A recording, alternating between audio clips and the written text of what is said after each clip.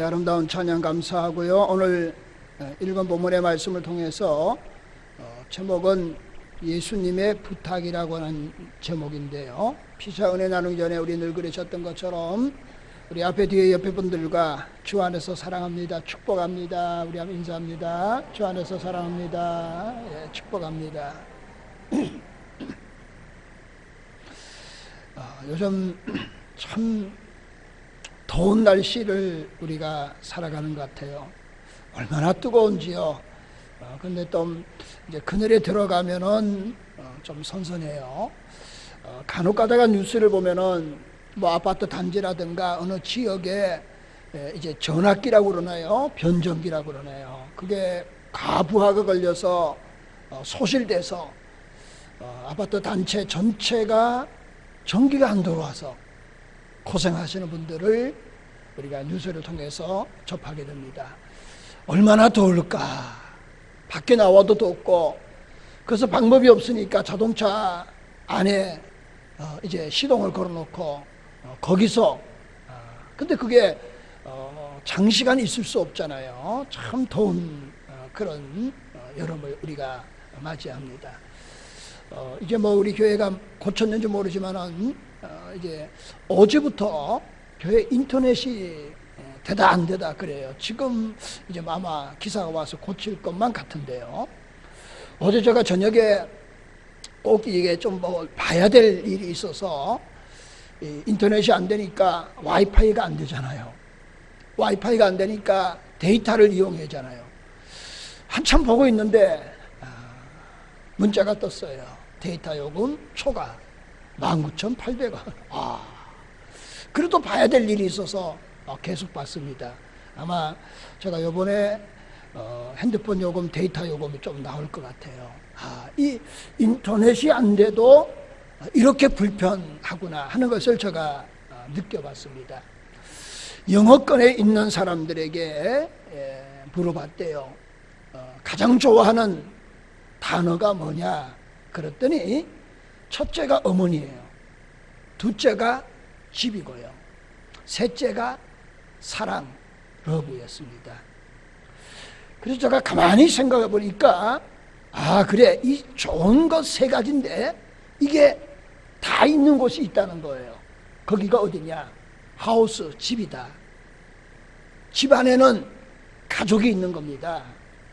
가족에는 거기에 누가 있습니까? 어머니도 있고 아버지도 있는 거예요. 거기 어머니, 아버지, 부모의 사랑이 집안에 있는 거예요. 그래서 집이, 가족이 바르게 서면은 세상에 좋은 것이 거기에 다 집안에 있다 하는 생각을 가져봐요. 여러분 요즘 얼마나 덥습니까? 더워도 우리의 가정이 행복하면은, 우리의 가정이 웃음과 기쁨이 넘치면은 여러분 더위쯤이야 아무것도 아니에요. 왜? 그 안에 모든 것들이 다 있기 때문이다. 그렇게 생각해 본 거예요.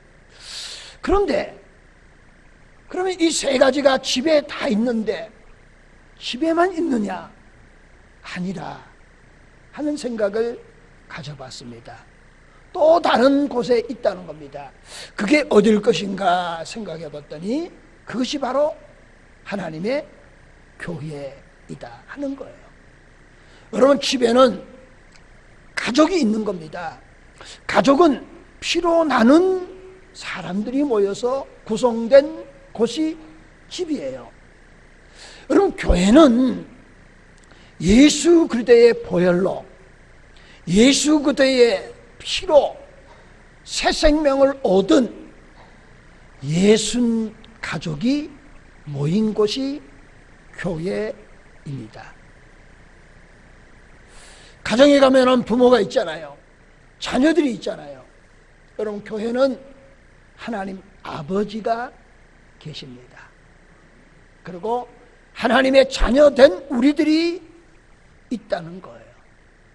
그래서 여러분 기억하시나요? 우리 교회의 표 가운데 이제 1년마다 표가 바뀌지만은 그러나 바뀌지 않는 영구적인 표가 있습니다. 그게 뭐냐? 가정 같은 교회, 교회 같은 가정이다. 여러분 가정 안에 교회가 있고 교회 안에 가정이 있고, 그리고 교회 안에 하나님의 아름다운 것들이 다 가득 있는 줄로 믿을 수 있기를 바랍니다. 그렇다고 한다면 이런 질문이 가능할 것 같아요. 우리가 예수의 한 가족이 되었고 교회라고 하는 공동체 안에서 함께 살아가고 있다. 그러면은 하나님의 자녀가 된 우리들이 어떻게 살아가야 하나님의 자녀다운 삶을 살아가는 것인가? 한번 고민해보고 스스로에게 질문해봐야 될 필요가 있지 않겠습니까? 저는 이제 목회자이니까 목사다운 삶이 도대체 어떤 것인가에 대해서 스스로 질문해보고 도전해봐야 되리라고 생각이 되어지는 거예요. 뿐만 아니라 자, 예수의 가족이 모인 교회라고 그러는데, 그러면 교회라고 하는 것이 교회답기 위해서는 어떤 모습을 가져야 교회가 교회다운 것인가 하는 거예요. 우리가 함께 신앙생활할 이 교회를 아름다운 교회로, 건강한 교회로 만들어 가야 될 것이라고 한다면 이런 질문은 어떤 의미에 보면 당연하다, 그렇게 생각을 해보는 거예요. 그럼 그런 관점에서 오늘 이제 본문 말씀을 선택한 겁니다.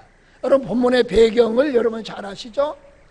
예수님이 온 인류의 죄를 대속하기 위해서 십자가길을 걸어가시는 거예요. 그런데 베드로를 비롯한 예수님의 제자들은 3년 동안 예수님을 쫓아다녔고 많은 것을 천국 복음에 대해서 알았지만은, 그러나 그들도 인간이기 때문에 여러분, 그들도 여러 가지 계산과 생각을 할 수밖에 없었다는 거죠. 그래서 아마도 예수님의 제자들은 그랬을 거예요. 언젠가는 예수님이 이스라엘 나라를 회복시킬 것이다. 그러면 그분이 뭔가 하나 한자리 하게 되면은 그 밑에서 우리도 그래도 한자리 할 것이다. 아마 그렇게 생각했을 거예요. 그런데 예수님이 예루살렘에 올라가시더니 로마의 군병들에게 잡히시는 거예요.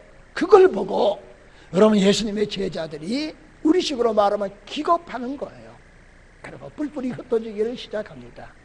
베드로도 나 예수 모른다고 부인하고, 그러고는 그가 나 고기 잡으러 가겠다. 그래서 여러분, 갈릴리 디베라 바닷가에 가서 고기를 잡는 베드로를 부활하신 주님께서 찾아가 주신 거예요. 그러고는 베드로에게 세 가지 질문을 하는 거예요.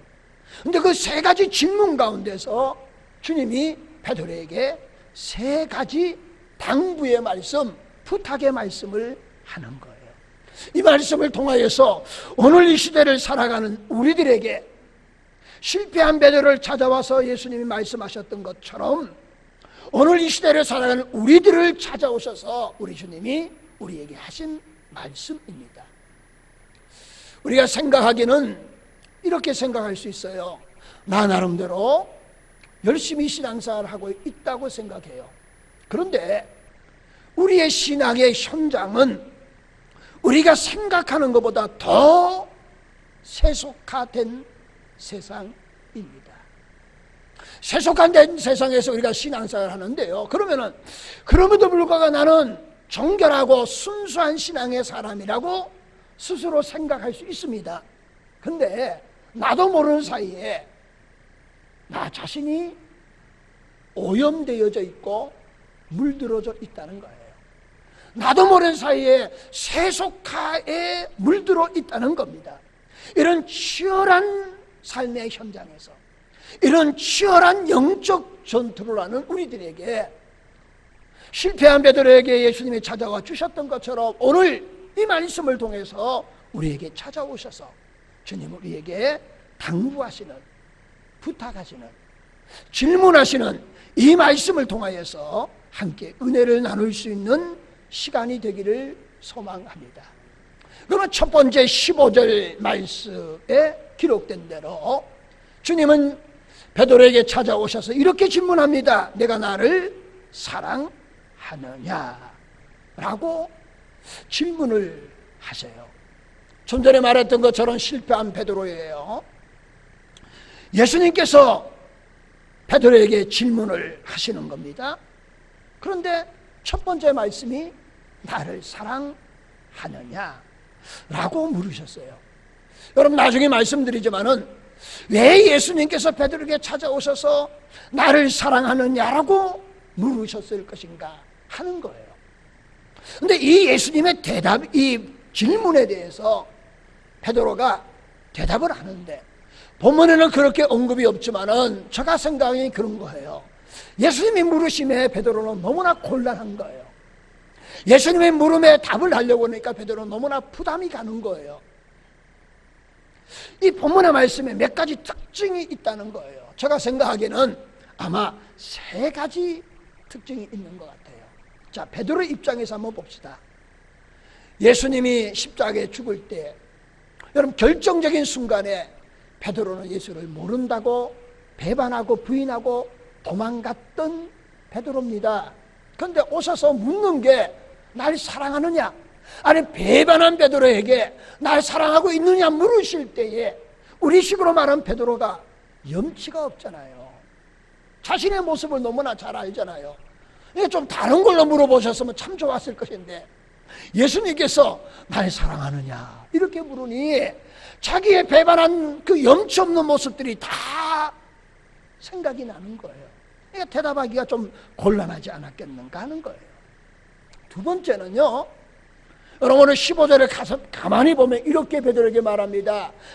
너가 나를 사랑하느냐? 그렇게 물으시면서 그 말씀 가운데 이 사람들보다, 다른 사람들보다 나를 더 사랑하느냐? 라고 물으시는 거예요. 제가 생각하기에 베드로에게 왜 더 사랑하냐고 물으셨을 것인가 생각해 봤는데 아마 이럴 것 같아요. 여러분, 베드로는 예수님의 수제자예요. 그러니까 수제자니까 예수님이 그냥 날 사랑하느냐 이렇게 묻지 않고 이 사람들보다 나를 더 사랑하느냐 이 말에 여러분, 베드로는 뭐라고 말할 수가 없을 거예요. 그 다음에 세 번째는 예수님께서 나를 사랑하느냐 물으실 때에, 여러분, 그냥 우리나라는 그냥 사랑인데, 여러분, 원어에 가면은 사랑이라고 하는 건 다양한 단어가 있습니다. 예수님이 베드로에게 나를 사랑하느냐 할 때에 아가페 사랑하느냐고 물으셨어요. 여러분, 아가페 사랑은 이런 겁니다. 우리 인간이 사랑할 수 없는 것이 아가파의 사랑이에요. 하나님이 가지고 있는 사랑입니다. 여러분, 인간은 부모가 자녀를 사랑하고 자녀가 부모를 사랑하지만은 그럼에도 불구하고 부모의 사랑도 한계가 있는 거예요. 그래서 어쩔 수 없이 여러 가지 사항과 다양한 일들의 제약을 받게 마련이고요. 그리고 여러 가지 사랑은 조건적일 수밖에 없어요. 어느 정도의 조건이 충족되면 사랑하고, 그렇지 않으면은 미워하는 감정이 생기는 것이 부모의 마음이고 자녀의 마음이에요. 그런데 아가페 사랑은 그런 게 없는 거예요. 어떤 조건이 없는 겁니다. 무조건적인 영원한 사랑이에요. 그는 하나님만이 가지고 있는 사랑이에요. 그런데 베드로에게 물으실 때 예수님이 조건적으로 사랑할 수 있느냐 이렇게 묻지 않고 아가페 하느냐 라고 묻는 거예요. 그럼 좀 전에 말했던 것처럼 베드로는 어떻게 했습니까? 실패한 베드로였어요. 그래서 마지못해서 베드로가 대답하라는데 이렇게 말합니다. 내가 주님을 사랑하시는지 주님이 아십니다. 근데 여기에 사랑은 주님이 아가페 하느냐고 물으시는 거예요. 더 사랑하느냐고 물으시는 거예요. 그런데 베드로는 나는 주님을 사랑하는데 아가페적으로 사랑하지 않고 필레오적으로 사랑합니다. 조건적으로 사랑합니다. 친구와 친구 간의 사랑이에요. 나는 그렇게밖에 주님을 사랑할 수 없습니다 라고 그렇게 말씀을 하는 거예요. 그런데 여러분, 여기서 우리가 주목해 봐야 돼요. 예수님의 첫 번째 질문합니다. 사랑하느냐? 내 양을 먹이라. 너가 나를 사랑하느냐? 그러고는 내 양을 치라. 세 번째, 너가 나를 사랑하느냐 물으시고 내 양을 먹이라. 이렇게 3번을 거듭해서 질문을 하시는 거예요. 근데 그 질문하면서 첫 번째 질문과 두 번째 질문과 세 번째 질문에서 우리 주님은 베드로의 수준에 맞춰서 모든 것들을 내려주시는 거예요. 하나님은 그런 하나님이심을 우리는 믿을 수 있기를 소망합니다. 두 번째 질문하실 때는 이렇게 말해요. 이 사람들마다 너가 나를 더 사랑하느냐고 묻지 않으셔요. 더를 빼버려요. 그 다음에 세 번째 질문할 때는 너가 아가페 하느냐고 묻지 않으시고 베드로에게 이렇게 말합니다. 너가 조건적으로라도 나를 사랑할 수 있느냐? 필레오 사랑으로 물으세요. 그러니까 첫 번째 물으심과 두 번째 물으심, 세 번째 물음을 통하여서 예수님 어떻게 해요? 그 수준을 베드로의 수준으로 낮추신다는 거예요. 그게 하나님의 속성이고 하나님이 우리에게 주시는 은혜고 축복인 줄로 믿습니다. 그런데요, 첫 번째 질문과 두 번째 질문과 세 번째 질문 속에서도 수준을 낮추시면서도 변치 않는 한 가지가 있다는 거예요. 그게 오늘 우리에게 주시는 하나님의 음성이 될 수 있기를 바랍니다. 자, 베드로에게 이렇게 질문해요. 야, 너 옛날에 나 사랑했지? 그렇게 물으시면 뭐가 되는 겁니까? 과거형이 되는 거예요. 야, 베드로야, 너 앞으로 날 사랑할 거지? 그러시면 뭐가 되는 겁니까? 미래형이 되는 거예요. 첫 번째 물음에도 두 번째 물음에도 세 번째 물음에도 모든 것들을 베드로의 수준에 낮추시면서도 철저하게 나를 사랑하느냐? 나를 사랑하느냐? 나를 사랑하느냐? 이 질문은 뭐예요? 현재형으로 물으셨다는 거예요.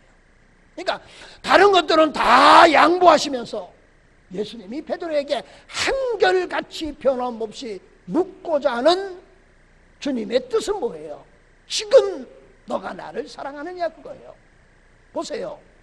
베드로가 염치가 없습니다. 실패한 자신의 모습을 알아요. 아가페적으로 사랑할 수 있느냐? 아니에요. 나는 조건적으로밖에 사랑할 수 없어요. 그래서 예수님이 십자가에 못 박힐 때 자기의 기대치에 못 미치니까 보따리 싸고 도망왔던 베드로였어요. 근데 주님은 그런 거 다 아시고 그 수준에 맞춰서 다 낮추신 다음에 중요한 것이 있는 거예요. 그럼에도 불구하고 너가 지금 부족함에도 불구하고 염치 없음에도 불구하고 너가 지금 나를 사랑하느냐 물으신 줄로 믿습니다.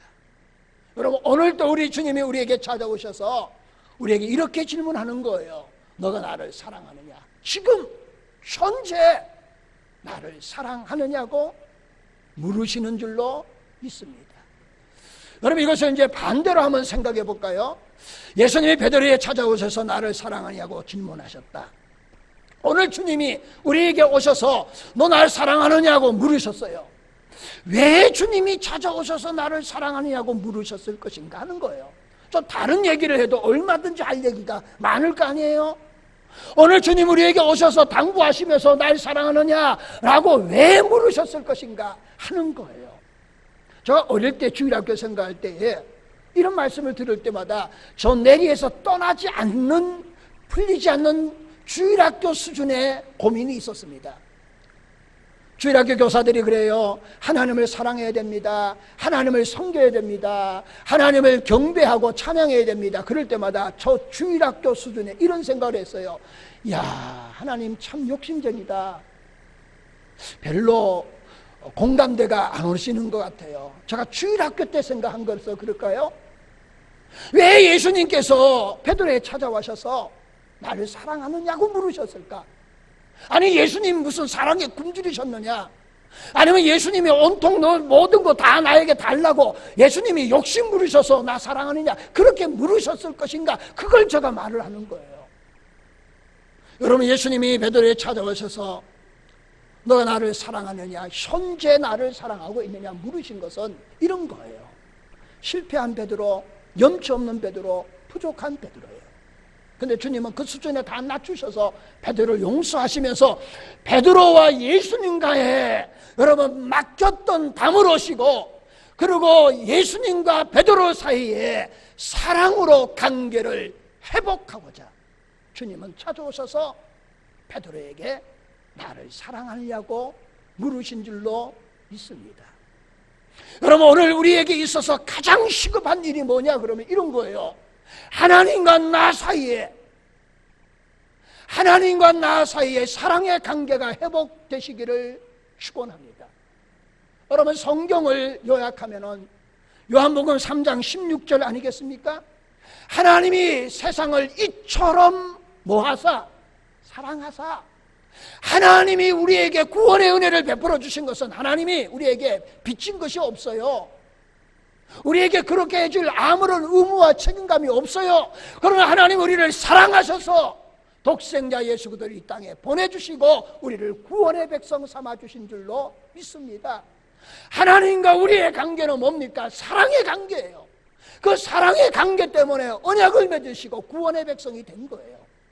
오늘도 하나님은, 오늘도 우리 예수 그리스도는 우리와 사랑의 관계를 맺으심으로 통해서 사랑으로 우리의 관계가 회복되기를 원하십니다. 내가 약하고 부족해도 관계없어요. 때로는 염치 없어도 관계없습니다. 때로는 실패에 거듭해서 관계없습니다. 치열한 삶의 현장에서 세속가 되어도 관계없어요.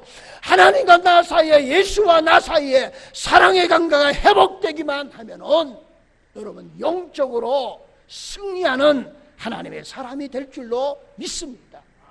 그래서 주님은 물으시면서 모든 수준을 낮추시면서 한결같이 양보하지 않는 것이 뭐예요? 현재 나를 사랑하고 있느냐, 그거예요. 과거가 중요한 게 아니에요.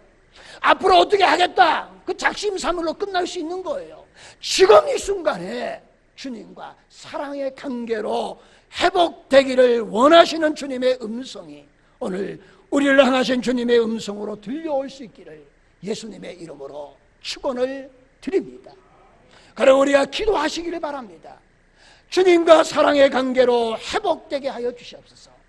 예수님과 나 사이의 관계가 사랑의 관계로 회복되게 해달라고 기도하는 저와 여러분이 될 수 있기를 예수님의 이름으로 축원을 드립니다. 두 번째는 말입니다. 내 양을 먹이라, 그렇게 말씀하셨어요. 여러분, 요한복음 21장 17절 말씀에 이렇게 말합니다. 세 번째 이르시되 요한의 아들 시몬아, 내가 나를 사랑하네 하시니 주께서 세 번째 내가 나를 사랑하네 하심으로 베드로가 근심하여 이르되 주님 모든 것을 아시오매 내가 주님을 사랑하는 줄을 주님께서 아시나이다. 예수께서 이르시되 내 양을 먹이라. 자, 주님이 베드로에게 세 번째 질문, 세 번을 질문하잖아요. 나를 사랑하느냐? 내 양을 먹이라. 나를 사랑하느냐? 내 양을 치라. 나를 사랑하느냐? 마지막에 내 양을 먹이라 라고 말씀하셨다는 거예요. 제가 좀 전에 말했던 것처럼 나를 사랑하느냐 물으신 것은 뭐예요? 예수님과 베드로의 관계가 사랑의 관계로 회복될 수 있기에 물으신 거예요. 오늘 우리에게 물으시는 겁니다. 나와 예수님의 관계가, 하나님의 사랑, 하나님의 은혜가 회복되어지고 그 하나님의 사랑이 내 마음에 살아 역사할 때에 하나님과 나 사이의 관계가 회복될 줄로 믿습니다. 우리의 메시아이신 예수 그리스도와 나 사이의 관계가 사랑의 관계로 회복되어져야 되는 거예요. 그게 주님과의 관계성의 문제로 첫 번째 나를 사랑하느냐고 물으셨다면, 그럼 두 번째 주님이 부탁하는 거예요. 내 양을 먹이라, 내 양을 치라, 내 양을 먹이라. 그걸 토탈한 뭐요? 내 양을 먹이라 라고 하는 말씀이에요. 이건 오늘 우리에게 어떤 의미로 다가올 것인가 하는 거예요. 여러분, 대한민국이 이렇게 부강한 나라 된 것 하나님의 은혜인 줄로 믿습니다. 여러분, 1980년, 1990년대, 어쩌다 1900년대 후반부죠. 여러분, 대한민국이 어떻게 살아왔다는 거 여러분 잘 아시죠? 여러분 안 그러셨는지 모르지만은 저는 시골에서 태어났어요. 저희 시골에는 감자를 좀 많이 심었어요. 여러 번 얘기했지만은, 여러분 이제 2월달, 3월달 되면 아마 그럴 것 같아요. 감자 눈을 땁니다. 그리고 감자를 심으면 싹이 나면 그걸 이제 옮겨 심어요. 그리고 감자 눈을 딴 남은 감자가 이것도 잘리고 저것도 잘리고 뭐 이상하게 생긴 거예요. 그걸 밥할 때에 여러분 밥과 함께 합니다. 여러분, 저희 집에는 꽁당보리밥이에요. 젓가락 갖고 감자 먼저 어릴 때니까 쑤셔 먹는다고 감자 몇 개 쑤셔서 먹고 나면은 그렇게 많이 펐던 꽁당보리밥 수북했는데 쑥 내려가지고 몇 숟갈 뜨면은 밥이 없어요. 그렇게 80년대 90년대 80년대까지는 안 그랬던 것 같아요. 어쨌든 70년대 그게 대한민국 아니겠습니까? 근데 지금 올 2018년도 여러분 얼마나 부유하게 삽니까? 정말 풍요로운 삶을 살아가고 있는 것을 보게 돼요. 그런데요, 이 모든 것들을 누려도 여러분 가장 중요한 거 한 가지가 있습니다. 그거 한 가지가 없으면은 여러분 다 소용없는 거예요. 그래서 성경 우리에게 이렇게 말하는 거예요. 우리의 싸움은 철과 육의 싸움이 아니고 공중의 권세 잡은 자들의 싸움이다. 또 너희들이 육신의 양식 그것 때문에 줄이고 굶주림이 아니라 우리의 먹을 것은 여러분 영혼의 양식, 하늘의 양식을 먹어야 된다는 거예요. 그래서 주님께서는 우리에게 두 번째 말씀하는 거예요. 내 양을 먹이라 하는 거예요. 여러분 하늘의 양식, 영혼의 양식, 언약의 양식을 우리는 날마다 먹는 하나님의 은혜가 있기를 소망합니다. 그래서 하나님의 교회는 어떻게 하면은 성도의 필요를 채워주고 돌봐주고 그리고 행복한 성도가 되고 그리고 아름다운 교회를 세울 것인가가 교회의 어떤 의미에 보면은 과제가 아니겠습니까? 그래서 이렇게 말하고 싶어요. 양들, 여러분 양 있잖아요. 그걸 이제 또 성경적으로 말하면은 송도라고 비유하잖아요. 양들의 필요한 4가지가 있다는 거예요. 그런데 첫 번째는 뭐냐 그러면 이런 겁니다. 두려움이에요. 여러분 사람은 누구나 존재론적 두려움이 있다는 겁니다. 제가 어떤 분 얘기를 들어봤더니요, 이렇게 얘기하더라고요. 잘 나갈 때가 있었답니다. 그때 애들 학원도 보내고 뭐 좋은 학원을 보내는 거예요. 그런데 하루아침에 그냥 사업이 망했대요. 그런데 여러분 초등학교 다니는 애들이 철이 없이 뛰어놀 것 같은데 그 어린 나이들이 나중에 보니까 철이 들었더래요. 어느 날 학원 갔다가 늦게 와서 아이에게 물어봤답니다. 너 어디 갔다 왔냐? 그랬더니 학원 다녀왔습니다. 아니 학원 갔다 왔는데 왜 이렇게 늦었느냐? 그랬더니 다른 학원 다녀왔대요. 왜 다른 학원 다녀왔냐? 그랬더니 이 녀석이 이런 얘기를 하는 거예요. 지금 다니는 학원은 그 지역에서 제일 좋은 학원이에요. 비쌀 거 아니에요. 어린 나이에 우리 집이 지금 어렵다는 거 아는 겁니다. 자기 스스로 제가 이렇게 구분해서 미안합니다. 동네 학원에 간 거예요. 그리고는 학원비 얼마입니까? 차이가 엄청나게 나잖아요. 그럼 지금 이 초등학교 1, 2학년밖에 안 된 이 어린 아이지만은 지금 뭐예요? 집안 형편을 너무나도 잘 아는 거예요. 그러니까 자기도 어떻게 해요? 고난에 동참하겠다. 여러분 어린 아이도요 존재론적으로 두려운 마음이 있다는 거예요. 그런데 여기서 우리에게 필요한 것이 있습니다. 그게 뭐냐? 믿음인 줄로 믿습니다. 제가 이렇게 설명해 볼까요? 여러분 이스라엘 백성이 바벨론 포로 생활을 합니다. 여러분 70년 만에 돌아오지만은 그 시절에는 여러분 아무런 소망이 없어요. 희망이 없습니다. 그런데 말입니다. 하나님이 이사야를 통해서 그 희망 없는 이스라엘 백성들에게 위로해 주시는 거예요. 이사야 40장 이하의 말씀부터 66장까지는 계속해서 바벨론 포로 생활에 있는 이스라엘 백성들에게 계속해서 희망의 메시지를 주시는 거예요. 그런데 현실은 희망이 없어요. 그 가운데 제가 한 절만 읽어볼까요? 이사야서 41장 10절 말씀 이렇게 말합니다. 두려워 말라 내가 너와 함께 하리니라. 놀라지 말라 나는 내 하나님이 됨이니라. 아멘. 여러분 이 시기 이때가 언제였다고요? 바벨론 포로 생활. 아무런 희망이 없는데 하나님이 말하는 거예요. 두려워하지 말라 내가 너와 함께 함이라. 놀라지 말라 내가 너의 하나님이 됨이라. 여러분 우리에게 있어서 가장 필요한 것이 뭘까요? 하나님이 나와 함께 한다는 거. 믿음인 줄로 믿습니다. 그 믿음이 뭘 근거로 일어날까요? 하나님의 말씀을 근거로 일어나는 거예요. 그래서 말씀을 함께 나누고 함께 듣는 은혜가 있기를 소망해요. 두 번째는요 상처라고 하는 거예요. 여러분 삶의 현장에서 발생되는 관계성에서 일어나는 상처예요. 상처. 여러분 세상에 상처 없는 사람 없어요. 여러분 다른 얘기하면은 그렇고요. 우리 애들이 이제 남매인데 제가 이제 간혹가다 얘기했지만은 이제 결혼한 딸이지만은 그래도 전화 오면은 제가 우리 딸 전화 받는 순간에 지금도 4시가 됩니다. 목소리가 4시가 된다는 얘기예요. 남자분들은 이해 가시나요? 딸이 없는 아빠는 잘 이해가 안 갈 수도 있어요. 근데 아들이 전화 오면은 안 그래야 되는데 근데 갑자기 제가 군주가 됩니다. 왜 전화했어?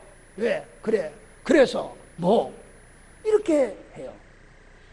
언제가 한번 우리 아들하고 터놓고 얘기할 때가 있었는데요. 어쨌든 나름대로 제가 아들에게 사랑을 줬다고 생각하는데 그 아들에게는 상처가 있더라고요. 그래서 제가 그때 사과했어요. 근데 요즘도 다정다감하게 전화를 받지를 못하는 모습을 보게 돼요. 그러니까 한 형제도 한 부모의 사랑을 받아도 관계성에서 뭐가 있다고요? 상처가 있는 거예요. 우리에게도 다 상처가 있다는 거예요. 여러분 이 상처에서 필요한 것이 뭘 것인가 말한다고 한다면은 사랑인 줄로 믿습니다. 사랑이 그 상처를 치유할 수 있다는 거예요. 세 번째는요, 양과 관련되어져 있는 겁니다. 해충이에요.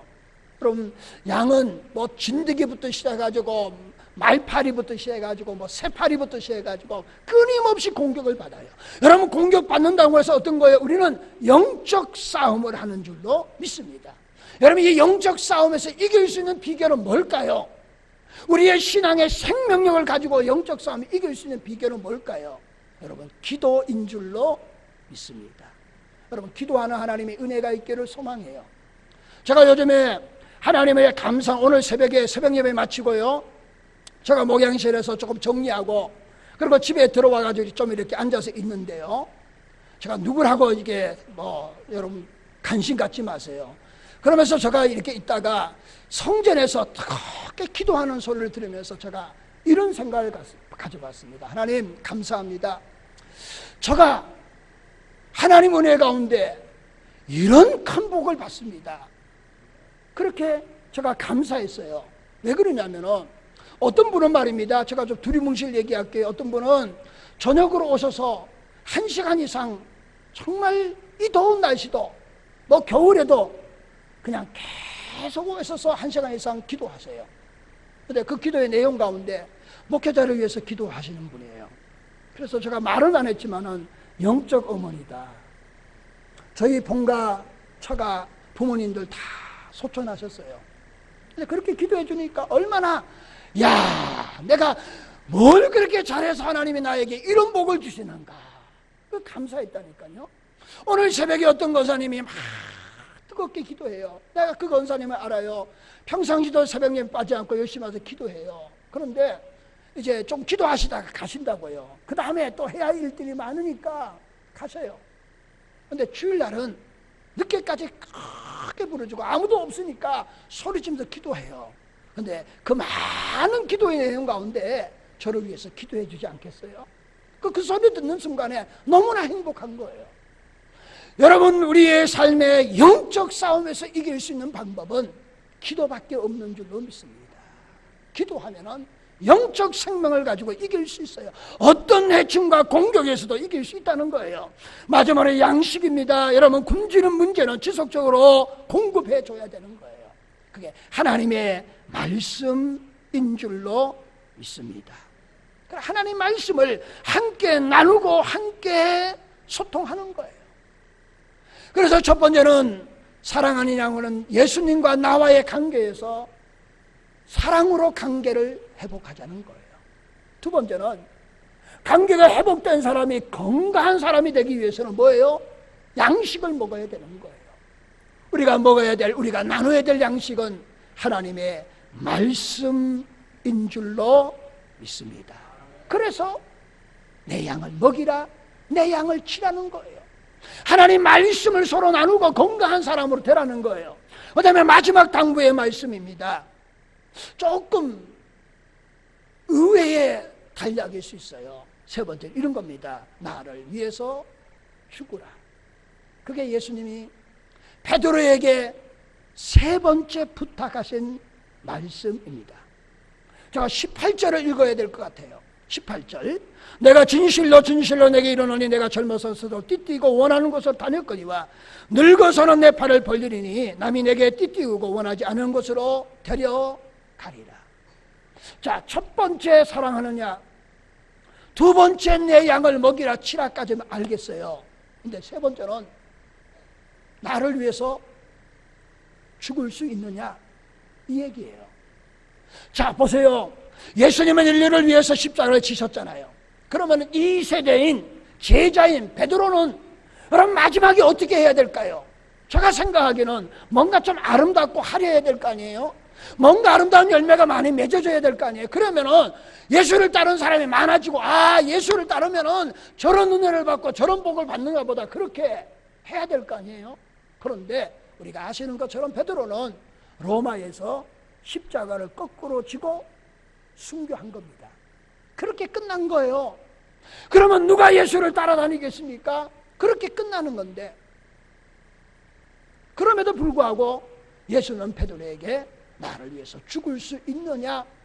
주님이 베드로의 죽음을 예고하실 뿐만 아니라 베드로의 죽음을 요청하시고 있다는 거예요. 그러면 이걸 우리가 어떻게 이해해야 될 것인가 하는 거예요. 저는 이렇게 말하고 싶어요. 여러분, 순교는 두 종류의 순교가 있다는 거예요. 죽음으로 순교가 있다. 생명을 내어놓음으로 죽음으로 순교하는 것이 있어요. 그런데 죽음으로 순교하는 것은 하나님이 택하신 사람만 되는 거예요. 내가 죽고 싶다고 되는 거 아니에요. 그런데 모든 사람들에게 순교할 수 있는 은혜를 주셨습니다. 그게 뭐냐? 죽음으로 순교하는 것이 아니라 삶의 현장에서 순교의 삶을 살아야 됩니다. 그걸 가르쳐서 산순교라고 말하고 있는 줄로 믿습니다. 여러분, 주님이 베드로에게 오셔서 이렇게 말하는 거예요. 너가 먼저 죽어야 된다. 그래야 다른 사람이 산다. 오늘 우리에게 주님이 말씀하시는 겁니다. 나를 사랑하느냐? 너와 나의 관계가 사랑의 관계로 회복하자. 내 양을 먹이라, 내 양을 치라. 건강한 하나님의 사람, 하나님 말씀으로 건강해질 수 있다. 그리고 마지막은 뭘까요? 나를 위해서 너가 먼저 죽어라는 거예요. 여러분, 이게 좀 충격적이지 않아요? 만약에 그렇게 되면 너무 허무하지 않습니까? 그러나 우리에게는 하나님의 영원한 나라가 예비되어져 있는 줄로 믿습니다. 주를 위해서 죽고자 하는 자는 살아나게 될 것이고, 살고자 하는 것은 죽게 되는 거예요. 여러분, 우리는 주님을 위해서, 하나님의 거룩한 일들을 위해서 산순교자의 정신을 가지고 살아가는, 예수님 우리에게 마지막 당부하셨던 그 말씀을 가슴에 담고 살아가는 그런 저와 여러분이 될 수 있기를 예수님의 이름으로 축원을 드립니다. 기도하시겠습니다. 은혜로우신 하나님 아버지, 은혜를 감사합니다. 주님이 베드로에게 너가 나를 사랑하느냐고 물으심으로 사랑의 관계로 회복하자고 말씀하시고, 내 양을 먹이라고 말씀하므로 우리들은 하나님의 양식을 먹어야 건강한 하나님의 사람이 됨을 우리에게 말씀하시고, 그리고 마지막에 나를 위해 죽으라고 하시는 말씀을 통해서 내가 살아야 되는 것이 아니라 내가 죽어야 아름다운 열매를 맺고 풍성한 열매를 맺습니다. 내가 죽어야 하나님의 영광이 드러나고, 내가 죽어야 예수의 이름이 널리 전파됨을 깨닫게 하시고, 내 삶의 현장에서, 이 시대에서, 자기 중심의 시대를 살아가는 이 시점에서 나를 쳐서 십자가 앞에 복종시키는 복음의 사람들 되게 은혜를 더하여 주시옵소서. 예수님의 이름으로 기도합나이다. 아멘.